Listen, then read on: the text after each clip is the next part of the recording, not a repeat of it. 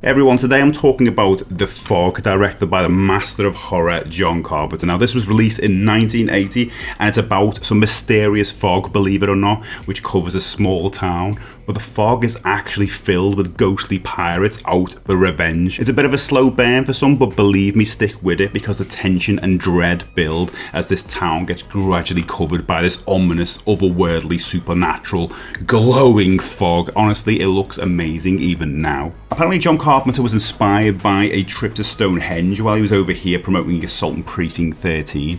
He saw a fog in the distance, which must have looked incredibly eerie because, well, Stonehenge looks creepy as hell without any fog. Anyway, don't miss out on The Fog. It doesn't seem to get as much love or attention as some of John Carpenter's other films, but that might just be because of the simplicity of its plot. But honestly, I think it's great. Anytime it's foggy over here, I'm always creeped out because of this movie.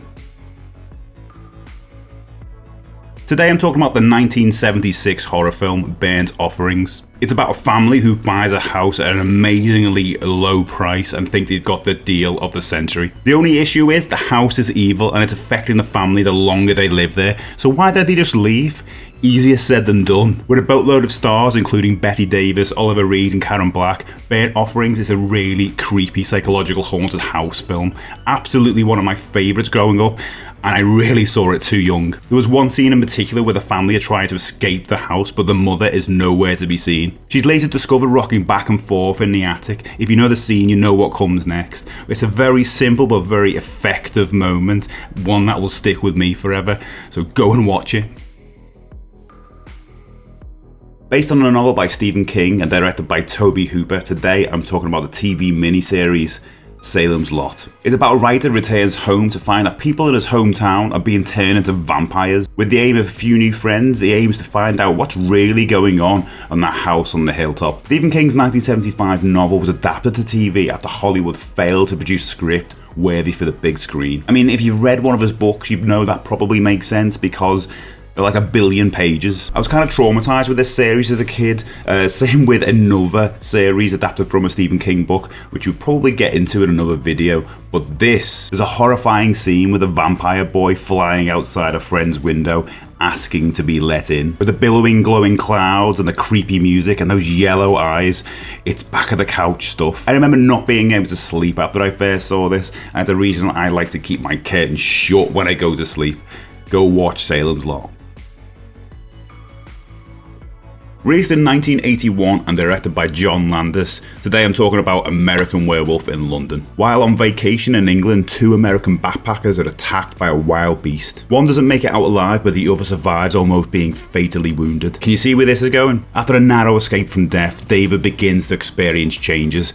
It seems he's turning into a werewolf. But can he rein it in before the whole moon arises and it's far too late? The initial script for the film was deemed far too funny for a horror film and far too scary for a comedy. But with previous successes with films like National Lampoon's Animal House, John Landis was able to get this horror comedy produced. Setting it in the UK gave this film a somewhat bleak atmosphere compared to a lot of the other horror films I saw growing up. One horrific key scene in this film that stuck with me all these years doesn't even have any werewolves in it, kind of. It's a nightmare scene where David's terrorized by demonic home invaders. It's absolutely brutal. You know what? You can actually get those as figures. I mean, why would they do this? I kind of want them. Anyway, go watch An American Werewolf in London. It's brilliant. And hit that subscribe button below if you want to see more of these quick lookbacks.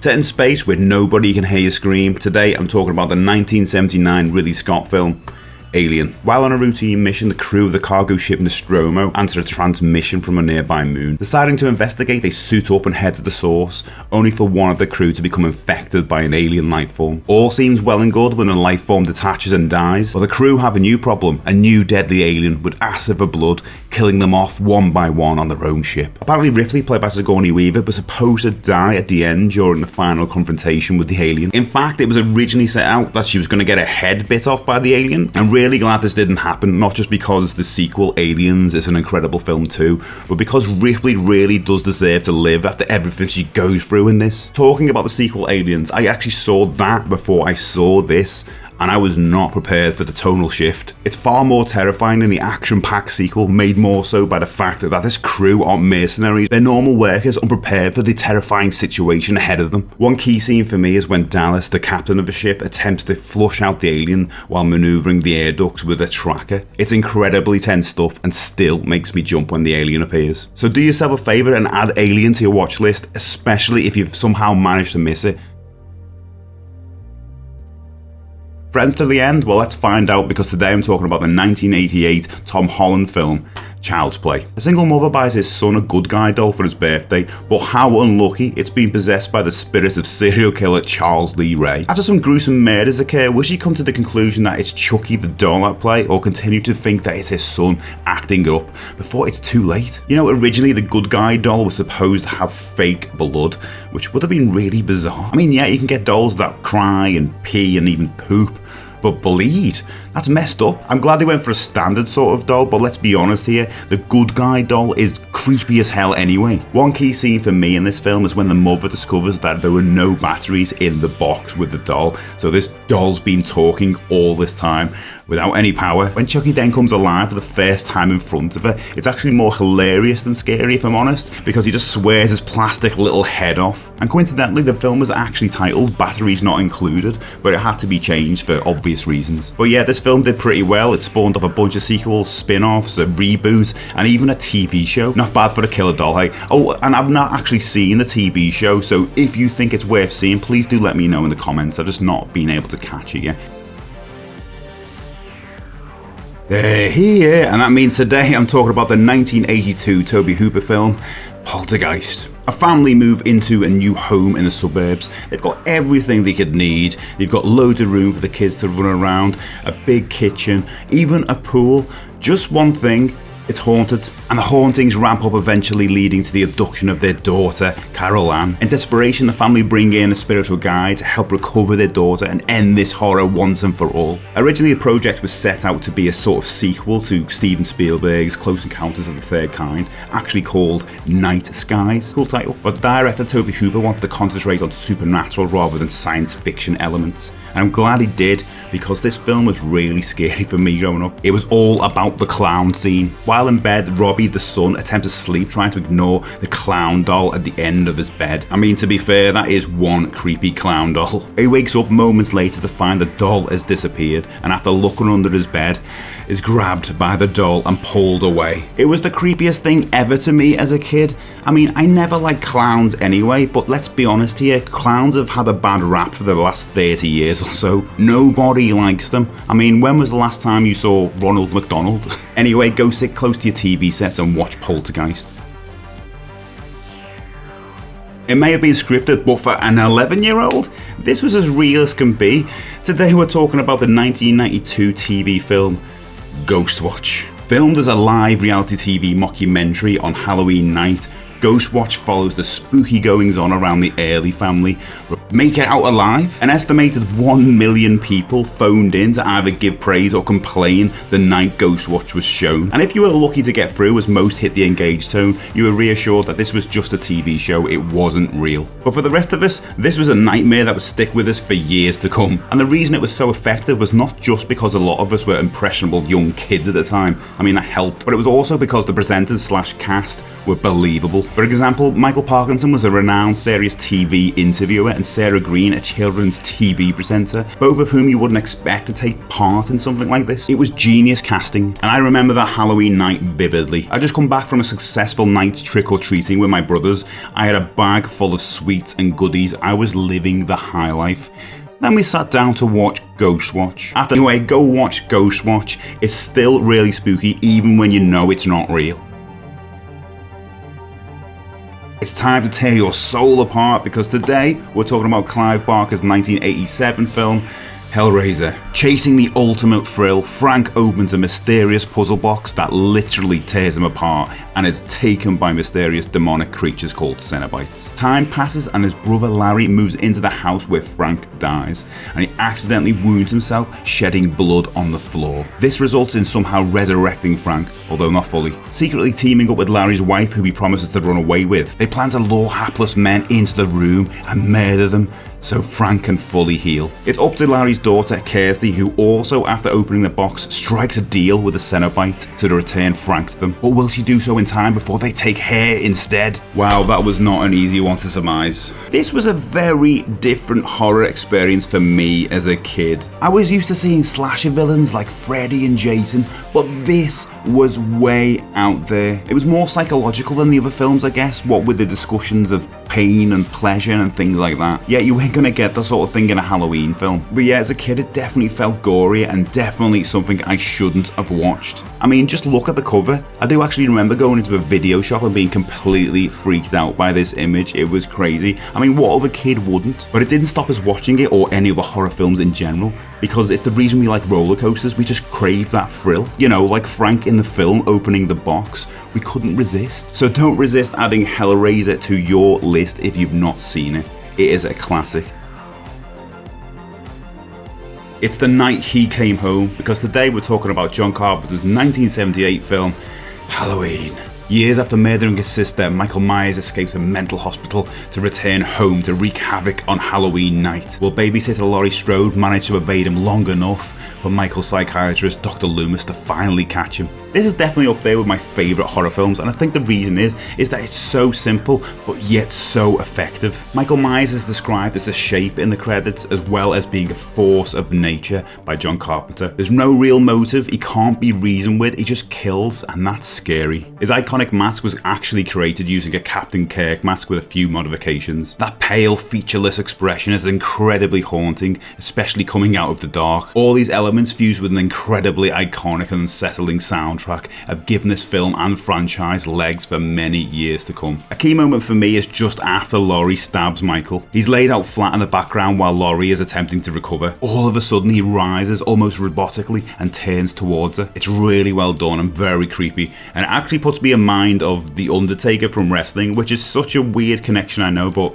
hey, they're both undead. But anyway, go watch Halloween, it's an absolute horror classic. If this one doesn't scare you, you're already dead, because today we're talking about Don Coscarelli's 1979 film, Phantasm. Mike discovers that the bodies of his recently dead parents have been stolen by a mysterious figure called the Tall Man. With the help of his brother Tommy and his friend Reggie, they'll try to stop the Tall Man and his army of dwarfs, before he can complete his devilish plan. Yeah, it's as weird as it sounds. Just wait until you find out why they're stealing bodies. I came to Phantasm quite late, pretty much in the last 5 years or so.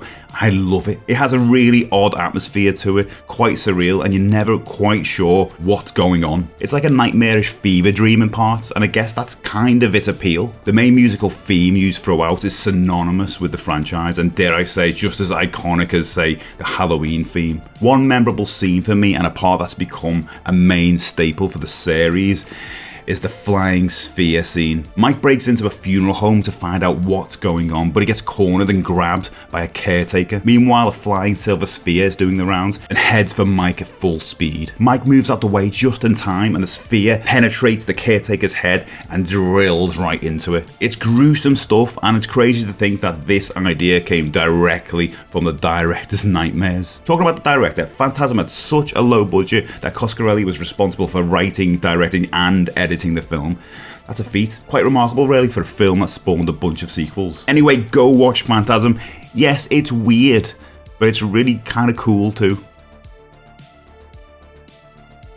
It's the ultimate experience in grueling terror, because today we're talking about Sam Raimi's 1981 film, The Evil Dead. A group of friends travel to a cabin in the woods for a vacation. After listening to an audio recording, they inadvertently unleash a demonic presence. One by one, they're possessed and killed off, leaving just one man, Ash Williams, played by the brilliant Bruce Campbell. Will he be able to defeat the Evil Dead before it's too late? The Evil Dead is an incredible film. Not only is it exceptionally scary, it's so masterfully done. It's an amazing achievement for such a low budget. A budget partially raised by the short film prototype they created called Within the Woods. I think people forget just how scary the first Evil Dead is because of all the comedy that was infused in the sequels and the TV series. I think it's scary because it plays it straight and takes away that safety and numbers premise, because anybody can turn into a demon. You know, similar to in John Carpenter's The Thing, which we'll get to eventually. For me, this was the first gore gory film I ever saw. In fact, a babysitter put it on for me. Not on purpose, I hope. They just put on a mislabeled VHS tape and walked out of the room. They must have thought it was gummy bears for all I know. Anyway, let's just say it affected the hell out of me and latched on like a demonic presence from the film. A key scene in the film for me is pretty much where hell lets loose. Linda and Shelley are playing cards and Cheryl starts to somehow call them out one by one as if by magic. She then turns around, obviously possessed by a demon,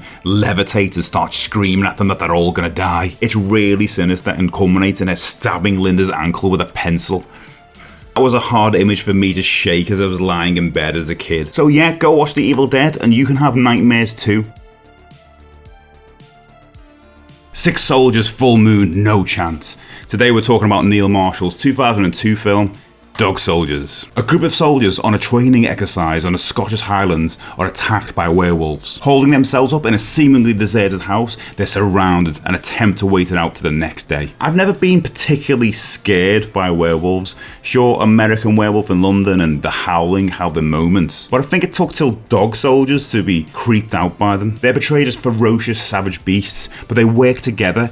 They have an agenda, but there's no reasoning with them, and for the most part, they have no humanity. In that way, they come across otherworldly, above us in the food chain, like the vampires in, say, Near Dark or 30 Days of Night. I think that's why normally, for me, werewolves aren't scary. As soon as you connect to their humanity, of which they're usually struggling to not want to be a werewolf, you have an emotional connection to them. That disables some of the fear for me, and that trope doesn't really exist or occur in Dog Soldiers. A key moment for me in the film is where the soldiers are retreating through the woodland area away from the werewolves. We're not actually sure what's chasing them at this point, but we do see some shadows and quick shots of the werewolves moving through the trees. I remember feeling really unsettled this part in the cinema. You really weren't sure how the soldiers were going to make it out alive. So yeah, go watch Dog Soldiers. It's a great modern werewolf film. From the King of Terror, a chilling new dimension in horror. Today we're talking about Tommy Lee Wallace's 1990 TV miniseries, It. Ominous murders are happening in Derry and it's all too familiar for Mike Hanlon. Remembering a childhood pact, he calls upon his old friends to help put a stop to the evil once and for all. I mentioned my fear of clowns in the recent video for Poltergeist, but my word, that's a walk in the park compared to Tim Curry as Pennywise in It. For me as a kid watching this, he was absolutely spine-chilling as that clown. Apparently Malcolm McDowell, Roddy McDowell and Alice Cooper were originally considered for the part, but wow, they really struck lightning with Tim Curry here. He was able to channel a sort of an approachable buffoon-like quality, not a million miles away from the ghost catcher character in Chitty Chitty Bang Bang, and just like that become completely savage and barbaric. That whole package with the look apparently influenced by Lon Chaney and Phantom of the Opera solidified a nightmare icon for us kids growing up. There's a bunch of key moments in this, but for me I'm going to go for a classic, and that's where Georgie meets Pennywise at the start. It's still terrifying. I thought after watching the remake, which was okay, it wouldn't be as scary anymore because I've seen that scene play out so many times, but I actually watched it before making this video, and wow, it still stands up and it gave me shivers. So yeah, go watch It. I mean, the film It. If Nancy doesn't wake up screaming, she won't wake up at all. Yeah, because today we're talking about Wes Craven's 1984 film, A Nightmare on Elm Street. There's something strange going on in Elm Street. Teenagers are being killed by a horrific figure with a bladed glove who attacks them in their dreams. Nancy, who's next to be targeted, must uncover the sinister truth behind it all and confront the killer before it's too late. A killer that attacks you in your sleep? How can you not be afraid of that? For most of us as kids, being in bed under the covers was our safety zone. Nobody could get us there, as nuts as it sounds. And yet, if you fall asleep, Freddy can get you. Nobody's safe. What a great idea and what a great character. And this is going to sound strange, but I was a really big fan of Freddy Krueger when I was a kid. Maybe I just seen so much weird stuff at that time that I just became desensitized to the horror of it all. But Freddy was kind of cool, kind of likable for a serial killer. I mean, he made jokes, he even sang.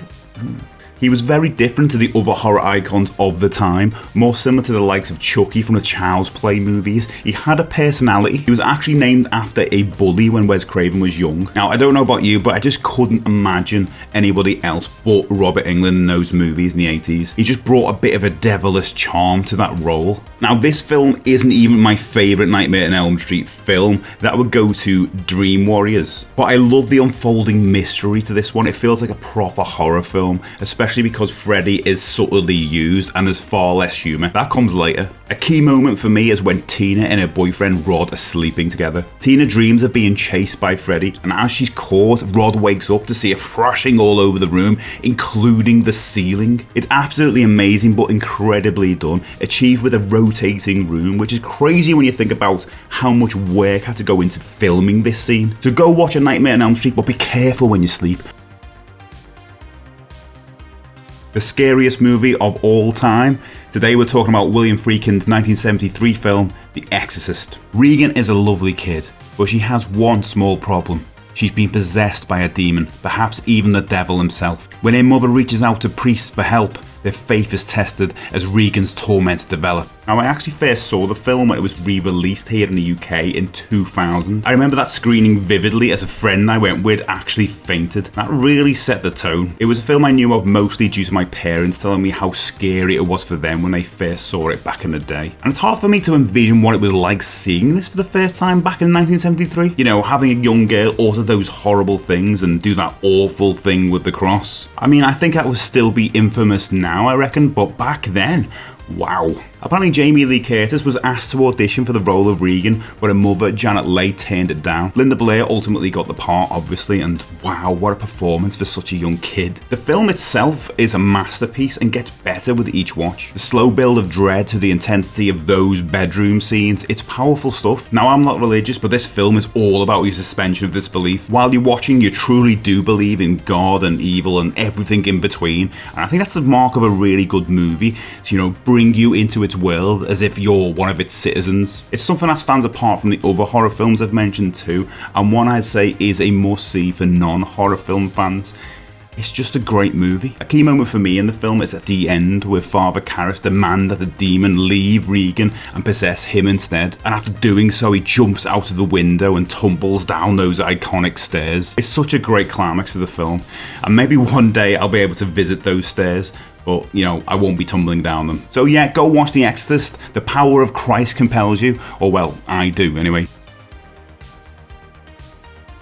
Man is the warmest place to hide. Today's quick look back is John Carpenter's 1982 sci-fi horror, The Thing. Set in Antarctica, a group of American researchers visit a nearby Norwegian base after an ominous encounter with one of their team. Finding everybody dead, they discover the remains of a strange creature which they take back to their own base to analyse. Time passes and the researchers become paranoid as it becomes evident that the creature or thing has the ability to mimic and assimilate other life forms, including themselves. Now, straight off the bat, this is my all-time favourite horror film. This is one of those films I'll watch every year over Halloween without fail. Not only is it a fantastic film about paranoia and survival, filled with the most amazing special effects, but it also stars one of the coolest ever 80s action heroes, Kurt Russell. There was just something about him and John Carpenter teaming up in those 80s movies, proper lightning and bottle stuff, fantastic films. But to be honest, this film wasn't that well received when it was released. It barely made a profit and it wasn't a hit in any sense of the word. Maybe people weren't ready for this at the time, but it definitely grew a fan base when it hit home media. A key scene for me in the film is where they attempt to perform a test to bring out the thing who may be mimicking one of the researchers. They do this by testing each of their blood samples with heated wire one by one. It's incredibly tense stuff, and when it gets to the sample whose is the thing's,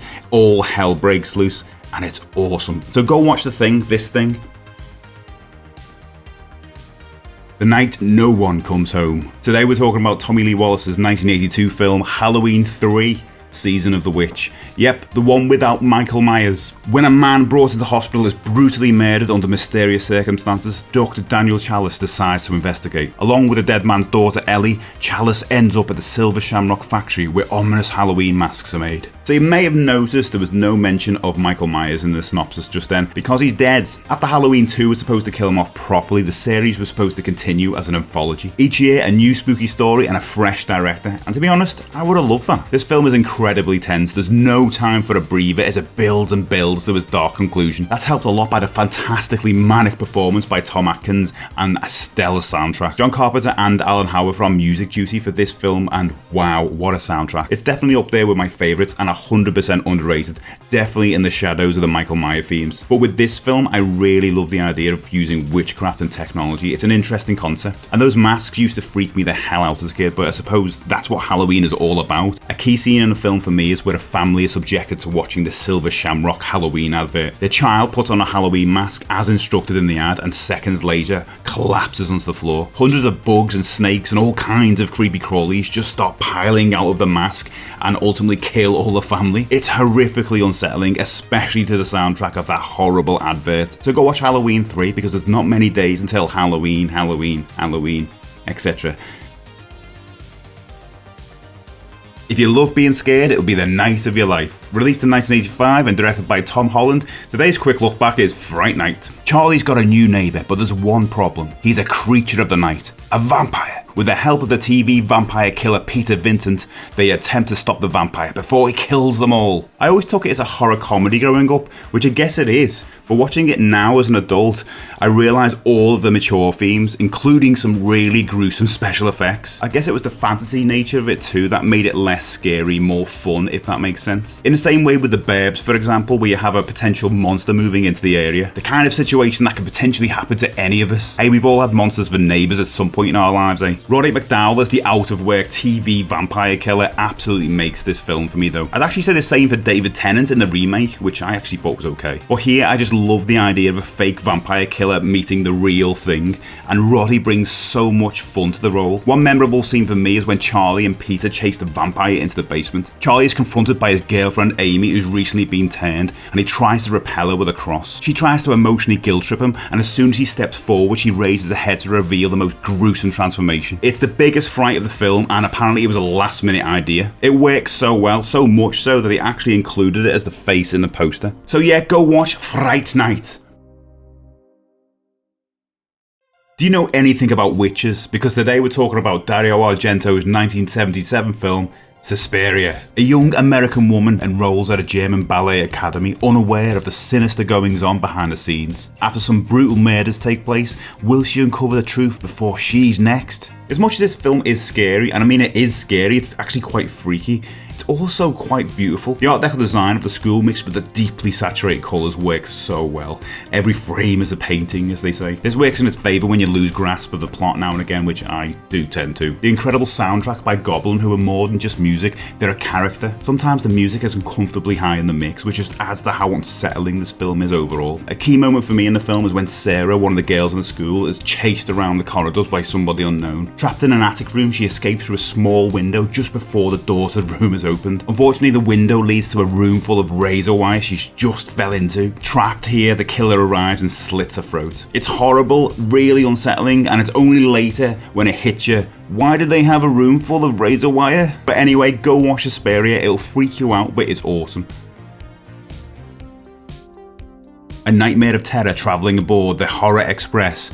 Yeah, that's right, because today we're talking about the 1972 horror film Horror Express. While aboard a Trans-Siberian train, the passengers are stalked one by one by a mysterious alien being. Now, if you're not already sold by the sight of Christopher Lee and Peter Cushing, then I don't know what I can do for you. Absolute legends through and throughout, most notably known for their collaborations through the Hammer horror films, of which this isn't one. And you also get the added bonus of Telly Savalas turning up later on in the film too. It's a very atmospheric gothic horror and a bit of a hidden gem of a horror film, I think. Sure, it's a bit campy in places, mostly due to the dub voices and sounds, but it is very creepy. It certainly was for a young me watching it late at night as a kid. The soundtrack's theme is heard in various guises throughout the film, but it's when it's whistling is at its most unsettling. Well, that combined with the multiple times you see snow white eyes with blood trailing from the sockets. My favourite scene is pretty much the climax of the film, where the mad bunk, now possessed by the alien, brings back the dead soldiers as zombies on the train. Just the way this scene played out with the almost hypnotic trance-like music music and swaying ensured I was going to have trouble sleeping after those credits rolled. So get aboard the Horror Express and give it a watch.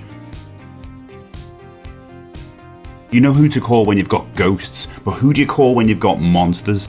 Well, in today's quick look back, we're looking at the 1987 film, The Monster Squad. Dracula is back and he's not alone. The only people standing in his way are the Monster Squad, a bunch of monster-obsessed kids. Can they defeat him and his cohorts before he finds a magical amulet and takes over the world? Okay, so this is the first kids film on my list, because we're not counting Fright Night. I was struggling with whether or not to put this on the list, but at the end of the day, it has classic monsters in it, and it captures the spirit of Halloween wonderfully. It's essentially a spooky version of the Goonies, and I loved it growing up. It's so much fun watching the kids battle these classic monsters, and oh my word, the monsters look good in this film. But yeah, just because this is essentially a kids film doesn't mean it isn't spooky or it doesn't lack those adult themes. It is a 15 certificate over here, probably due to the violence and swearing, and Dracula is actually quite menacing in this film at times, definitely the source of creepiness for a young me. A key moment for me in this film is actually a key quote. Everybody knows that Wolfman's got nards line because it was so fun to say as a kid. If you knew somebody had watched that film as a kid, you'd be sure they'd appreciate that reference. So go and watch The Monster Squad if you want to find out if the Wolfman's got nards. Before man walked the earth, it slept for centuries. It is evil, it is real, it is awakening. Because for today's quick look back, we're having a look at John Carpenter's 1987 film, Prince of Darkness. Staying the night in a church, a group of scientists and students are enlisted to study a strange ancient cylinder believed to contain Satan. That's a lot of S's. When the cylinder is open, all hell breaks loose. Will it survive the night or be possessed by the dark powers of evil? Now, it'll be a surprise to nobody here that I'm a big fan of John Carpenter. This is the third film on this list, as we're not counting Halloween 3. Obviously. There's something about these films in that period where you could pretty much do no wrong for me. So yeah, you could probably expect more videos about John Carpenter. But anyway, Prince of Darkness, another film I feel gets overlooked, a bit like The Fog. I think it's because people maybe think it's a bit campy and the premise is really simple, but if you look at it, it mixes a lot of genres in its horror pop. You've got religious themes, scientific themes, supernatural themes, and zombies. So yeah, there's a lot going on. The fantastic soundtrack by John Carpenter and Alan Howarth help keep the film moody and tense throughout. Seriously, like Halloween 3, this is a great record to throw on this time of year. But yeah, this film is all about tension and there's no second spared for a breather as it builds and builds toward the climax. And it's a very interesting concept to mix religion with science too. And what a cast! You get to see a lot of John Carpenter familiar faces such as Victor Wong, Dennis Dunn, Peter Jason, and Donald Pleasance, and even throw in Alice Cooper for good measure, who actually gives a great performance but is creepy as hell. A key moment for me is when Walter is trapped in a cupboard and he's desperately trying to get out before the possessed Catherine gets him. With the music and the editing, that scene just keeps me on the edge of my seat. So go watch The Prince of Darkness, or basically watch any John Carpenter 80s movie. Long live the new flesh, because today we're talking about David Cronenberg's 1983 film, Videodrome. Max Wren, a TV programmer of, let's say, mature content, stumbles across a satellite signal showing explicit, violent footage. Titled Videodrome, he seeks to find the source of the show, but begins to lose touch with reality as he nears closer. The idea for this film came from David Cronenberg himself. As a child, he managed to pick up some unknown television signals and was worried that he'd stumble across something he was not meant to see. Now, I'm not normally into body horror, or should I say I'm not into body horror anymore or as much, but I do love this film. It sits really well with Halloween 3 for me, and I've just realised I bring up Halloween 3 a lot.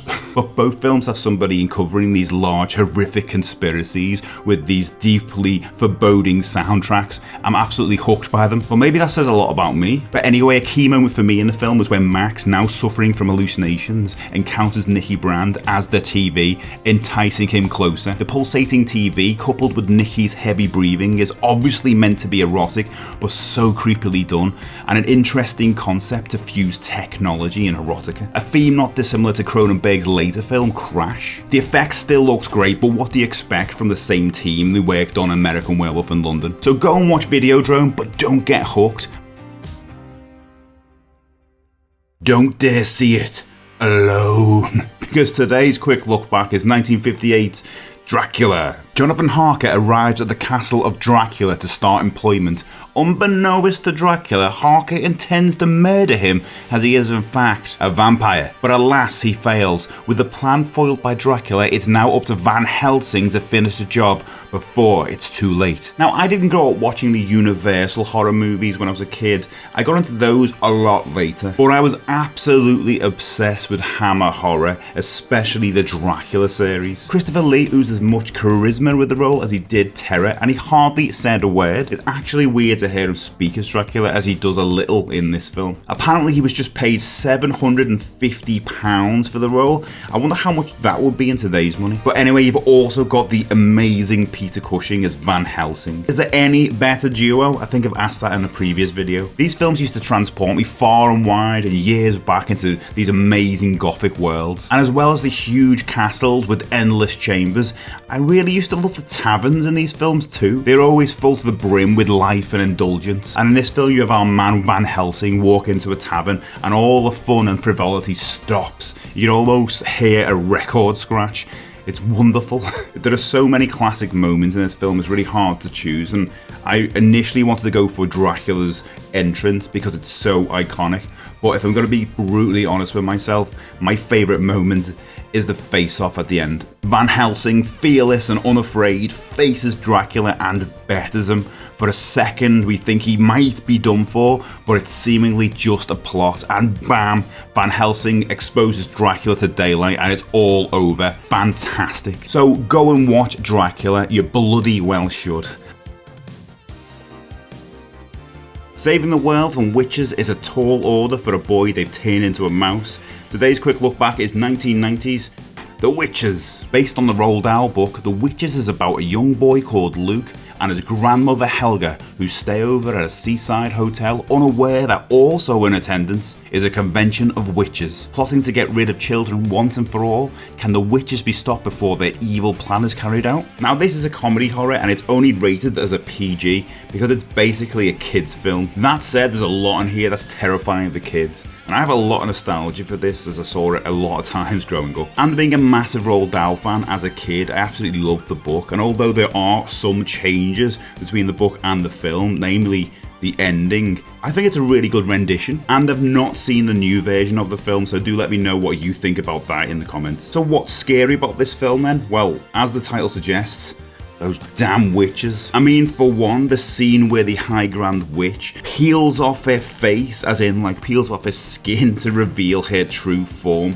It's terrifying, really. Like, oh my word, that is scary, especially to a child, and I'll probably put it on the thumbnail, so you can thank me for that later. It's amazing makeup and special effects, and you know, it doesn't come as a shock really when you find out it's the Jim Henson Company. And notably, Jim Henson and Roald Dahl sadly passed away this year was released, meaning this was the last film Jim Henson worked on. And wow, the effects are great, especially like how they did the talking mice. Today they just use CG, wouldn't they? And it wouldn't be as effective, I don't think. An important thing for me to note about this movie is I really love the relationship between Luke and his grandmother in this film. She instantly believes Luke when he tells her he saw a witch. This is pretty unusual in any film where a kid tells an adult something. She kind of reminds me of my nan, who would have believed me too, I reckon. But anyway, go watch The Witches.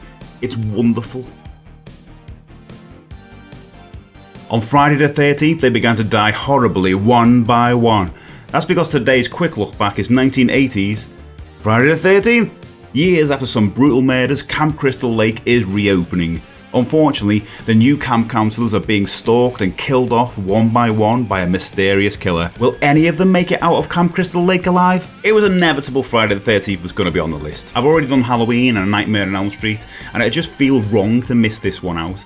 It's just as much a classic as the others. Now, saying that, it's not my favourite instalment of the series, that'd go to Jason Lives, but if you're like me, you like to start at the beginning, and in this film there's no hockey mask, no Jason, but of course there are kills, and that's where it excels. The effects of some of these kills, although a bit primitive by today's standards, are still pretty brutal. I mean, take Kevin Bacon's death where he gets an arrowhead through his neck from underneath the bed. That's really inventive and still nasty as hell. Now, if you're not aware, and I don't believe there is anybody who doesn't know this, Jason Voorhees is not the killer. There's no hockey mask, as I said before. It's Jason's mum, Mrs. Voorhees. She is the killer in this film. She's out for revenge after her son died in the lake. The camp counselors at the time are canoodling in a bar where they should have been watching him. At the time, that reveal must have been a shock, but to be fair, she only turns up at the end anyway, and it's hard to believe somebody that size could have killed that many people in cold blood. But whatever, it's iconic, because you also get to see where the ma sound comes from. Again, if you didn't know, it's sampled from when Mrs. Voorhees says kill her mummy, me. I really love that sound ties every sequel back to the original film. Anyway, if we're gonna have to pick a key moment in this film, it's gonna have to be the ending,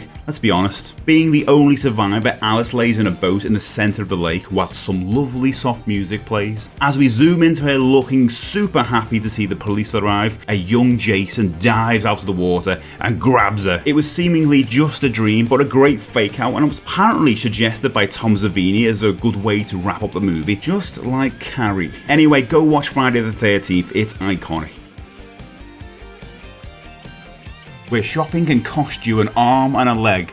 Today's quick look back is 1986's Shopping Mall. A group of teenage employees stay overnight at a high-tech mall, unaware that its security robots have dangerously malfunctioned.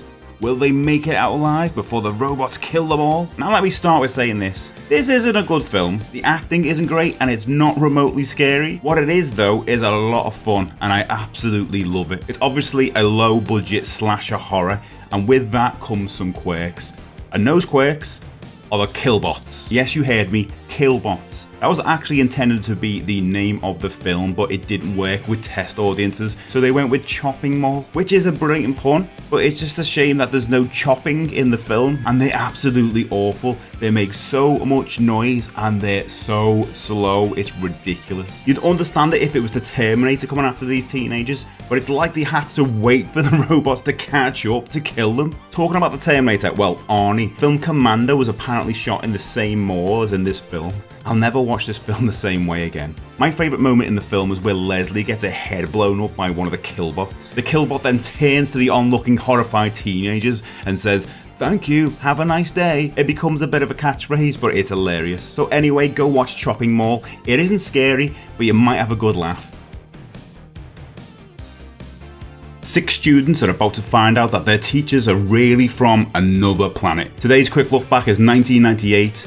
The faculty. The teachers at Harrington High School are being taken over by aliens. It's up to the unlikeliest group of students to come together and stop their evil plans. Will they manage to do it in time before they get taken? This film is peak 90s teenage horror. Just a couple of years after Scream and when the Buffy the Vampire TV show was in its stride, this captures that 90s moment perfectly, and it actually feels like a crossover between those things too. I mean, similar to Scream and Buffy, the film is very meta and self-referential. That's not an easy word for me to say. But anyway, for example, they refer to how Invasion of the Body Snatchers ends. There's nods to other films as well, such as Men in Black and obviously The Thing, John Carpenter's The Thing. It can't be a coincidence because there's a testing if you're an alien scene as well as a head crab. And while not as scary as some of the other films I've talked about recently, it's a hell of a lot of fun. Due to the body snatching theme, it keeps you guessing who's really who right to the very end. And there's obviously a lot of films which dabble with this theme, but I love seeing it play out in a school. It kind of gives you a horror version of the Breakfast Club kind of vibe, especially since all these social classes are so simply etched out in the film. And I know that's kind of a cliche for these high school films,